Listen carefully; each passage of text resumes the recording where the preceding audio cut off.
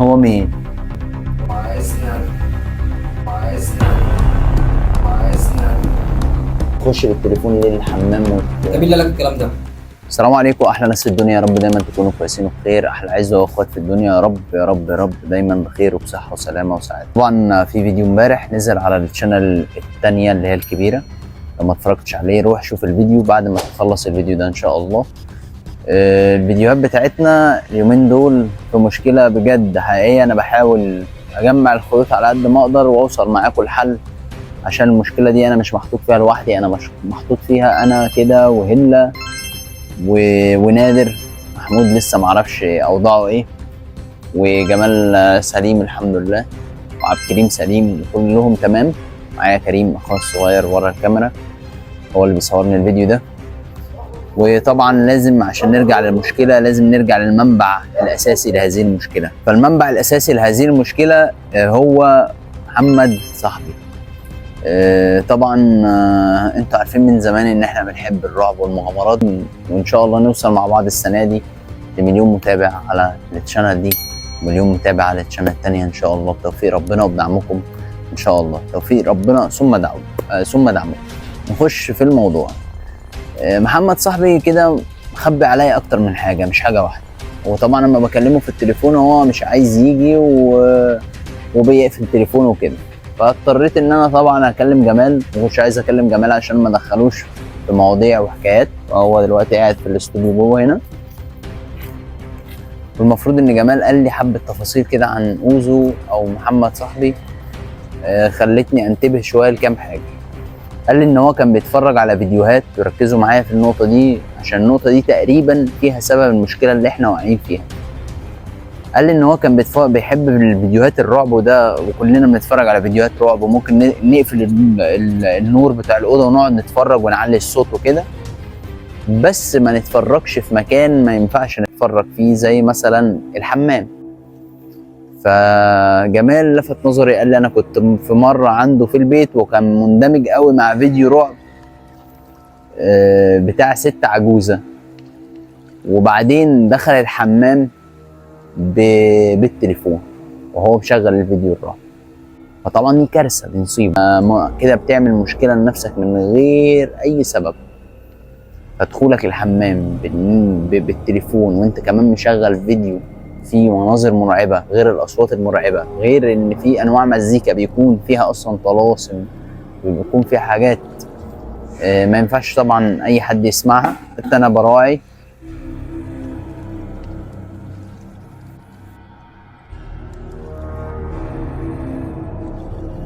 ايه ده،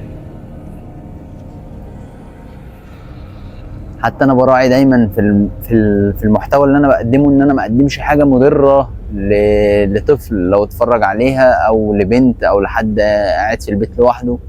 طبعا في ناس بتخاف وده طبيعي. في حاجه ورايا ولا ايه؟ شخص عادي يعني الحمد لله. فدلوقتي احنا هناخد الكام كلمه اللي جمال هيقول لنا، هيحكي لنا عن الموضوع، ونشوف بقى الموضوع من البدايه حصل ازاي، وان شاء الله ان احنا نقدر نحله. طيب مطلوب منكم ايه؟ مطلوب منكم ان انتوا تساعدونا. اللايك بيساعدنا، الشير بيساعدنا، ان انت تاخد لينك الفيديو وتحطه على واتساب عندك، فرج صحابك عليه، على تيك توك، تابعنا على تيك توك، خد الفيديوهات شير على قد ما تقدر، عشان دي مشكله واحنا عايزين نخلص منها. انا واحد من الناس عايز اخلص من كل المشاكل واقدم لكم حاجات فيها فرحه وبهجه، ونقعد نهزر ونضحك وننبسط. سلام ورحمه الله. ماشي، نزق ولا ايه؟ نزق. في الفيديو اللي فات اللي هتشوفوه على الشانل التانية، الفيديو ده نادر اتشد من التيشيرت، وكان في حالة صعبة. طبعا الكاميرا وقعت، التليفون بالكشاف اللي كنا بنستخدمه، ووقفنا تصوير طبعا لان كان الموضوع صعب، ما ينفعش ان احنا نكمل تصوير وبعد ما حاجة زي دي حصلت. كان في اصوات معانا في البيت، كان في اصوات شبه صوتي، كان في اصوات شبه صوت هله، كان في اصوات ثالثه غريبه، كان في حاجات غريبه في الشقه عنده. دي شقه عريس، فانا بحاول ان انا احل المشكله على قد ما اقدر بسرعه، عشان دي كارثه ان هو. جمال، يا جمال،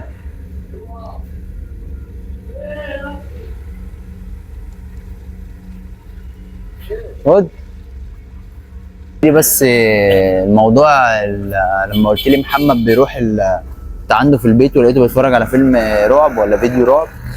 عادي، بس دي غريبه، بتصور ايه يعني؟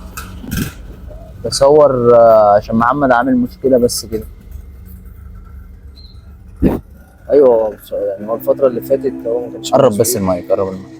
هو الفتره اللي فاتت يعني ما كانش مظبوط وبتاع، بس مش لا انا بس تحديدا الموقف اما قلت لي هو كان بيتفرج على فيديو رعب اما انت كنت عنده في البيت، تمام. وقام سابك ودخل الحمام بالتليفون وهو بيتفرج. لا هو بقاله اصلا فتره يا ابني مسؤول في ما اعرفش، كل ما باجي اصلا بكلمه بلاقيه سرحان على التليفون وكده، بقول له يا ابني طيب انت بتعمل ايه، او حتى مثلا بعدي عليه ولا حاجه اقول له طب انا جاي اقعد معاك، انت قاعد مع التليفون ليه؟ فاهمني؟ فلاقيه برضو مسحول مع التليفون، يعني شكله مجدد الباقه جديد ولا ايه؟ لا يجي الاقيه اتسحل فاسيبه وامشي. اجي تاني اسال امه عليه، طب محمد فين؟ ما خرجش من اوضته طول اليوم. يعني ما حكالكش عن عروسه بتجيله وقال لك ان هي عشقاه وما اعرفش ايه بص انا ما بصدقش في الحوارات ديت، فاهمني؟ بس هو ما بقول لك زي ما بقول لك كده، بروح حتى كمان لما سالت امه قالت لي لا ده ما بيخرجش من الاوضه، حتى واجي اخش عليه الاقيه قافل الباب بتاع الاوضه وقاعد في الضلمه دايما ماسك التليفون قدامه. انا استغربت حتى لما احنا كنا قاعدين بنتكلم مع بعضينا انا وهو، ولقيته داخل الحمام بالتليفون، واخد التليفون معاه ويطول نفس الفيديوهات اللي هو تقريبا بيشغلها ديت فيها حاجه زي كده، زي ما انت ما بتقول كده تقريبا، يعني فيها زي عروسه بترقص بتلعب. عروسه بترقص. وساعات الفيديو هو شغال كده بيبقى فيه كلام غريب بيتكلم في النص، فاهمني؟ هو حتى كمان لما جيت ركزت معاه لقيته والكلام دوت وهو بيترمي في النص، هو بلاقي ملامح وشه زي ايه بتتغير. بيسرح كده وشه صح؟ يعني حتى لو كمان مش ماسك التليفون وانا وهو قاعد بتكلم معاه، واجي مثلا بتكلم معاه في موضوع ولا حاجه الاقي مثلا عينيه راحت في حته فاتسحل معاه، اجي اقول له يا ابني مش عارف ايه، يقول لي ايه كنت بتقول ايه مش عارف ايه، فاهمني؟ هو ده اللي انا بقول لكم عليه يا جماعه. انا بنحاول نعرف بدايه المشكله، انت بس ما اعرفش تعرف ولا لا، بس هو كان عنده مشكله فهلا راح يحلها له، هلا اتلطت معاه فيها، فهلا قام مكلمني قال لي ان هو في مشكله وما اعرفش ايه، رحت اعرف في ايه مع هلا، لقيت الموضوع مع هلا ومحمد مخبي عليا اصلا. حتى هلا كمان قلت انا اكلمه كذا مره ما كانش بيتجمع معايا. اما انا ما بدخلوش في مشاكل لان الراجل ممثل وفنان، فمش عايزين نتعبه معانا. لا والله، بس هو لو في حاجه احنا كده كلنا واحد، هو لو في حاجه نقف كلنا جنب بعضينا فيها. بس انا يمكن افتكرت الموضوع عادي، يعني هو حاجه متابعها زي مثلا لما بيجي موسم كده، بس مش لدرجه تخش بيها الحمام. هو عادي، مع كلنا بنتفرج على افلام رعب وحاجات رعب وما اعرفش من زمان، بس عمرك ما تسمع ان حد هيسيب البيت كله ويقوم داخل متفرج في الحمام. يعني زمان كانوا بيقولوا لنا ما تتكلمش وانت في الحمام، مش اتفرج او مش اسمع حاجه. انا بس عايزك ترن عليه من عندك اللي هو ما يردش عليا خالص، وبس تكلمه تجيبه، يعني كلمه واعمل له اي موضوع جيبه. خلاص التليفون على الشاحن بس جوه. ماشي، مش خش هاته براحتك. امشي. انا ما بجيبلكوش حاجه من عندي، انا بحاول اساعد والله صحابي، عمري ما اتاخرت. حتى الناس اللي على السوشيال ميديا من صحابي عارفين النقطه دي كويس، انا ما بتاخرش عن حد ابدا. الناس اللي متابعاني من زمان، من ايام التشانل القديمه ومن ايام شغلي القديم، كله عارف ان انا ما بتاخرش على حد. بس هو الموضوع انا اتحطيت فيه، عارف يعني كده، يلا حل لنا الموضوع. ف ان شاء الله دلوقتي كده يجي، واما يجي نحاول بس اعرف هو ايه اللي اتعمل له او حصل له ايه، لان انا لو وصلت للحاجه حبيبي يا يوسف، لو وصلت للحاجة اللي حصلت له، او الحاجة اللي هو اتربط بيها او اتسحر بيها، فان شاء الله الموضوع يتحل وربنا يسترها. فتابعوا معانا كده وان شاء الله وهو جاي هتلاقوني بفتح الكاميرا تاني. يا جمال الو. ايه بس ايه يا ابني، انت مش قلت هجيبه وهرن عليه وهجي؟ يا عم انا قعدت اتصل بيه، تليفونه ما بيجمعش معايا وما ردش من ساعتها. فبيني وبينك قلت كده كده ايه، اخطف رجلي لغايه عنده واجيبه واجي بدل ما هو القعده اللي هو عايزها كده.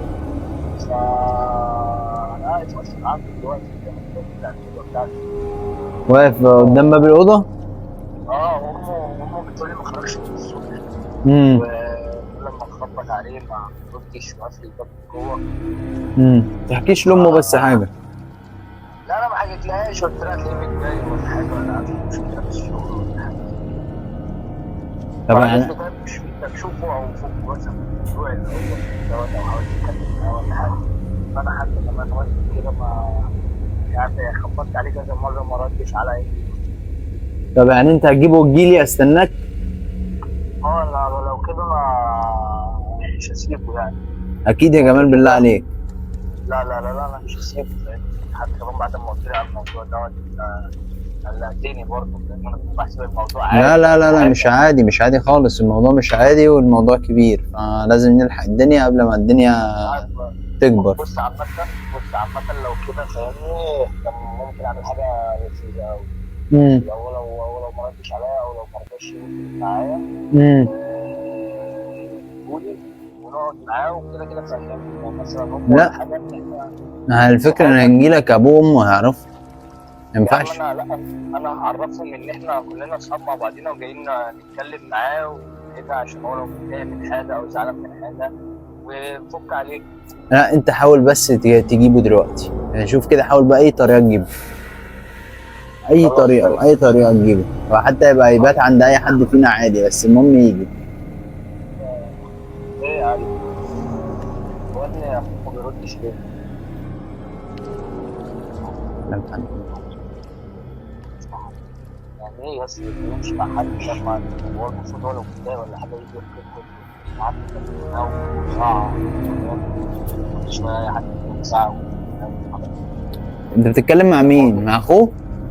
ده اخوه كده. انا بقول له لسه قاعد لوحده.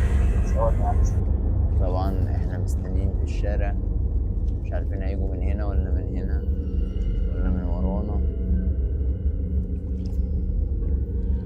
الناس كلها روحت وطلعت بيوتها ومشيت، واحنا عايزين نروح يعني خلاص. المشكلة بقى مش في كده، المشكلة ان انا رصيدي خلص. طبعا مفيش حد يجيب منه. حاول نشوف. فقد نفذ رصيده، يرجى إعادة شحن البطاقة. نفذ رصيده في الخط التاني. طيب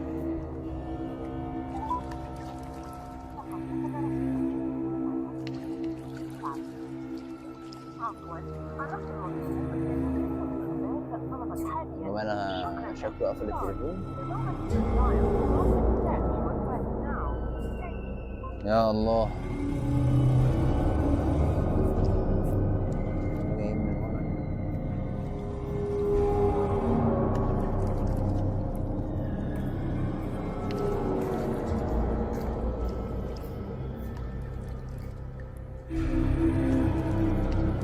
هم دول؟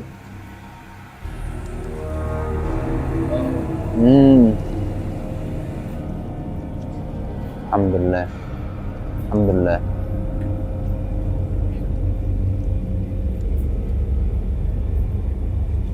في ايه؟ معرفش.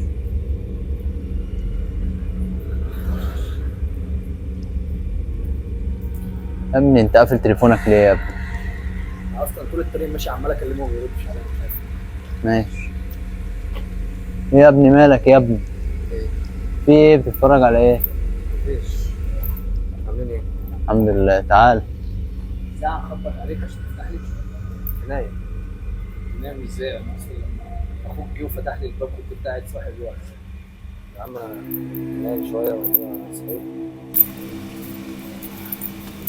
كده. انا بحكي لك في حاجه تعبانه او لازم حاجه كويس. هنقف جوه طب عشان الشارع.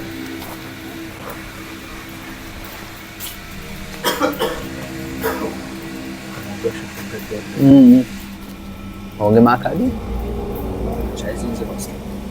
ما كانش عايز ينزل؟ اصلا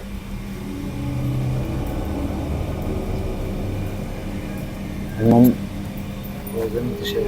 ماشي، واحنا بس جوه ما يعني حاول ما تجيبش سيرة العروسة دي ولا اللي انا حكيته لك عشان هتلاقيه يتحول.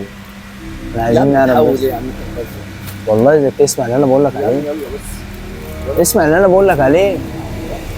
يعني انا ممكن هو يكون عنده حاجه تعباه جواه فاهمني، مش عارف يتكلم فهو سرح في التليفون عشان كده. انا مش كده. كل عروسه ومش عروسه.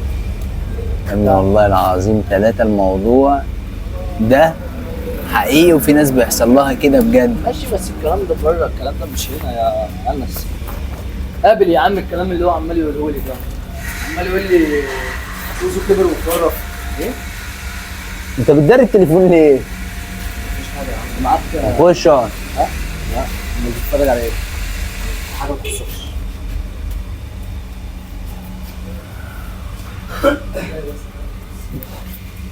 حاجه ما تخصكش يا عم.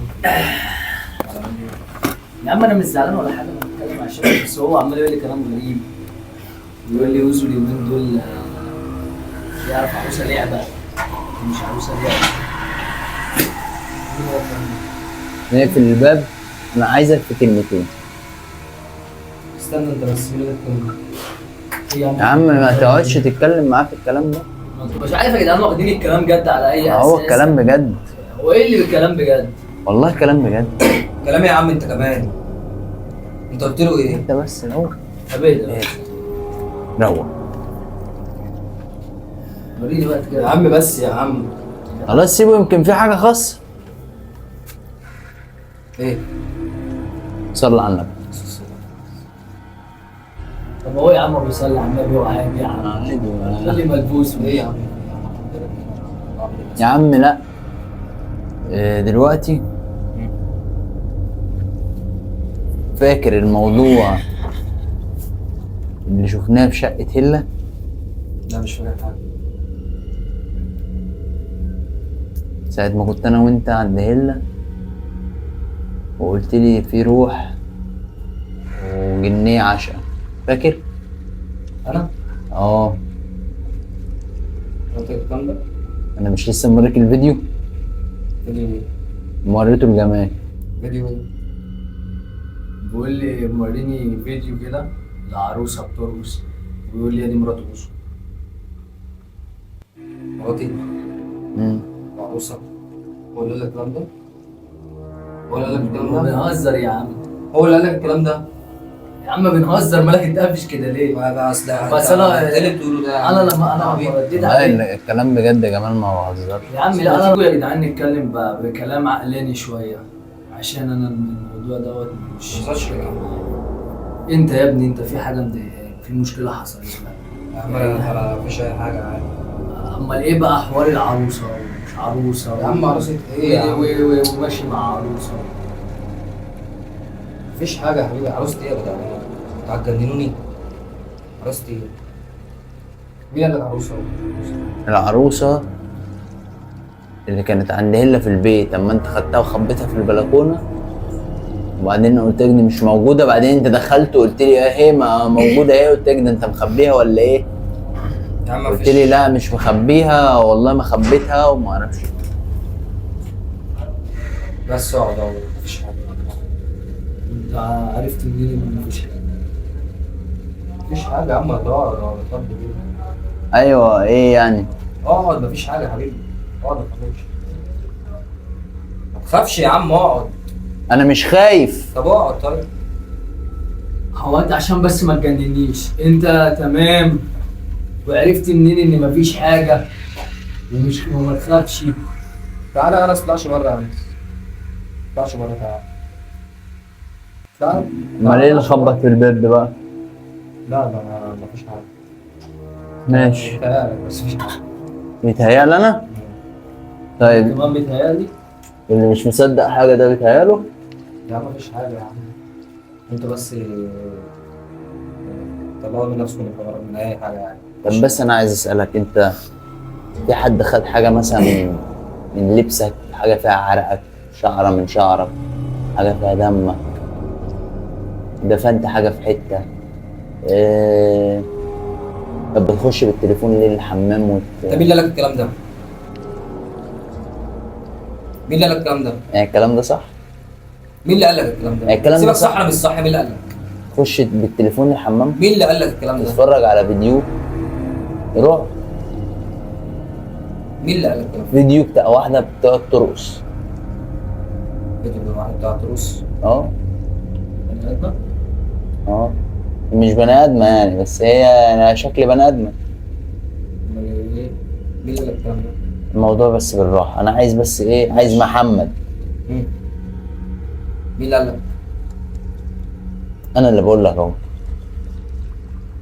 مش الكلام ده صح؟ انت بقى عملت ايه عشان توصل للحالة دي؟ حاول تفتكر كده معايا.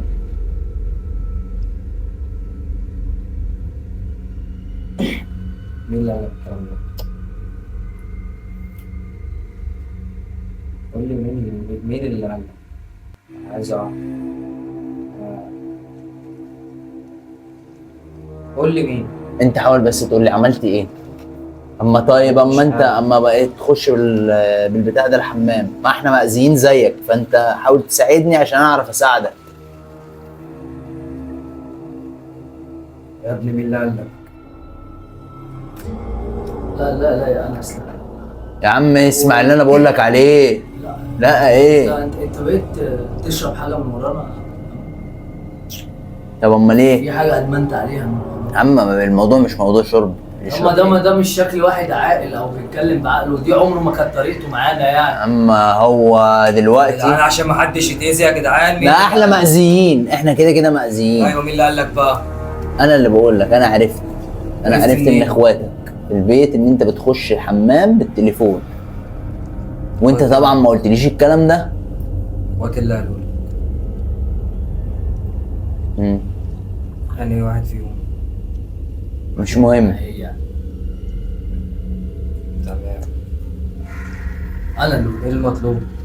لا انا اللي عشان لا عاجبني حالك ولا عاجبني الطريقه اللي انت بقيت فيها. يا عم انا بس عايز لا، افهم. أنت طيب بتقول عايز افهم عشان- منك بس حاجه، عايز افهم منك انت عملت ايه وصلك للنقطه دي. يا عم ما عملتش حاجه يا عم، انا كويس. لا انت في مش حاجة. كويس. طب قول لي بالراحه كده، انت عملت ايه؟ دفنت ايه؟ طيب دفنت حاجه من هدومك؟ لا. طب دفنت حاجه فيها دمك؟ عندي محدش ليه دعوه بحاجه. طب احنا مأذيين، ممكن بقى تقول لها تبعد عنا؟ عندي محدش هيتأذي. ليكوا في عقلكم ما تخمروش عشان محدش يتأذي. امم خليكوا في عقلكم عشان مش هينفع. يعني بص، يعني الموضوع هو حقيقي. يعني انا لما قلت لك ان احنا مأذيين، بص عشان تصدق بس كلامي، انا ما بحورش. حاجات كتير. انا لو اخورت في ايه؟ خالص اللي انت بتقوله ده مأذي ايه وسحر ايه يا جماعه اللي انتوا بتتكلموا فيه؟ هو مش سحر. انت لو ادمنت حاجه ولا شربت حاجه ما تقول لنا يا عم ونحاول نعالجك فيها. انما يا جدعان اللي انتوا بتقولوه ده لا، انا مش هقعد يا جدعان. خد يا جماعه. اصبر يا عم. طب قول لي، هو جمال مشي. طب قول لي طيب، عايز ايه؟ انت عملت ايه؟ قول لي خليني اساعدك. انا ما عملتش حاجه. طيب قول لي خليني اروح اطلع الحاجه اللي انت دفنتها دي، ولا عملت ايه في نفسك؟ خليني اساعدك عشان ما تلاقيش نفسك بتنتحر.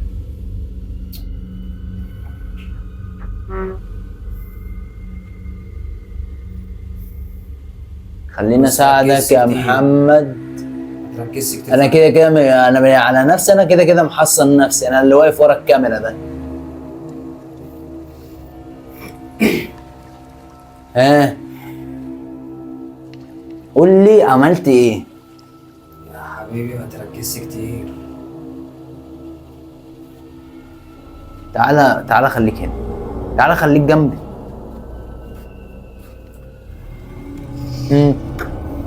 خليك جنبي خليك جنبي. يعني انت عايز تعرف ايه؟ عملت ايه؟ عملت ايه؟ ما عملتش حاجة. ما عملتش حاجة وخليك في حالك، قلت لك كتير. بسم الله. ما تخافش ما تخافش يا كريم.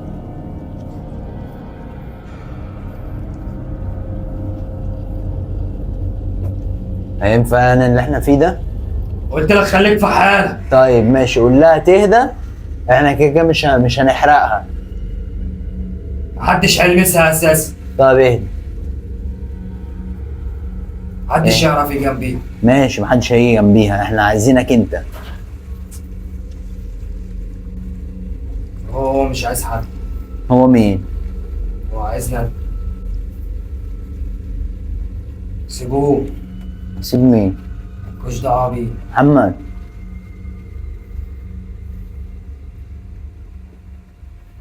خلي بالك انت، عشان ايه؟ انا خايف عليك انت. محمد ابعد عشان ما تتأذيش.